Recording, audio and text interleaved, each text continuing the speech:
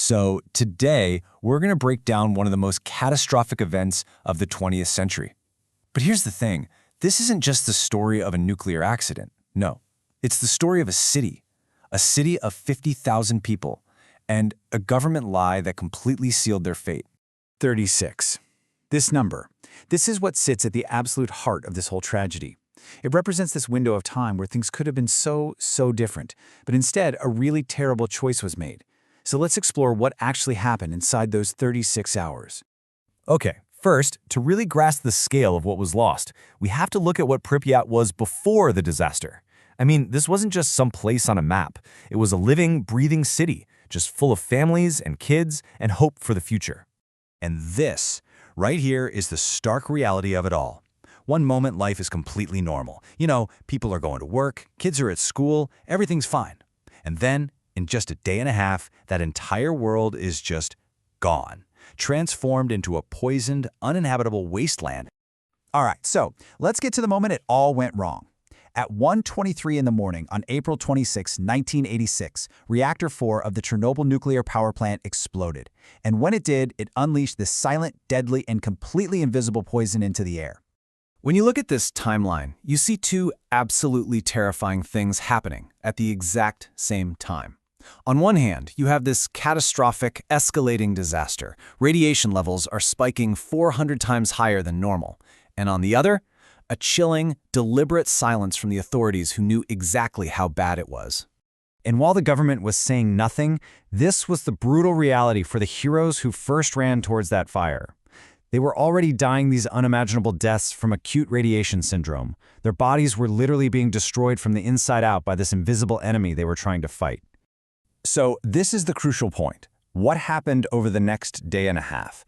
This is where the story shifts from just a technical disaster to a profound human betrayal. This was the official message. As a cloud of deadly radioactive particles was spreading over the city, this is what the government told its 50,000 citizens. It was a lie. A lie designed not to protect them, but to prevent panic and, well, avoid embarrassment. I mean, just look at this. It's a horrifying split screen. On one side, you have the beautiful, simple normalcy of life. Kids playing, families out enjoying a spring day. And on the other side, the terrifying truth. They were doing all of this while standing inside a lethal radioactive cloud. So, after 36 hours of this deception, the order finally came down to evacuate. But even this moment of supposed rescue, was wrapped in one final and truly cruel lie. They were told, pack light, just enough for 3 days. It was presented as just a temporary precaution. And this lie, it ensured they would leave everything. Their homes, their possessions, their pets, their entire lives behind forever, and without putting up a fight. And that, of course, brings us to the devastating aftermath. And this is what reveals the true, permanent scale of both the disaster and the lie that made it so much worse. 20,000 years. It's a number that's almost impossible to even wrap your head around, isn't it?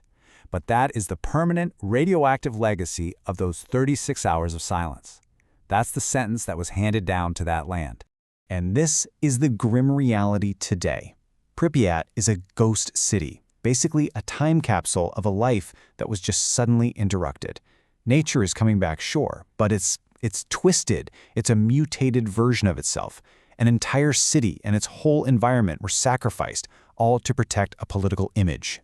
So when you look back at the 50,000 lives that were just shattered, the generations that have been affected, and this piece of our planet poisoned for millennia, we're left with this one fundamental question. You see, this is more than a story about radiation. It's a stark lesson in accountability, a terrifying example of how propaganda can be deadlier than plutonium, and a reminder that sometimes the most catastrophic fallout doesn't come from the atom, it comes from the lie.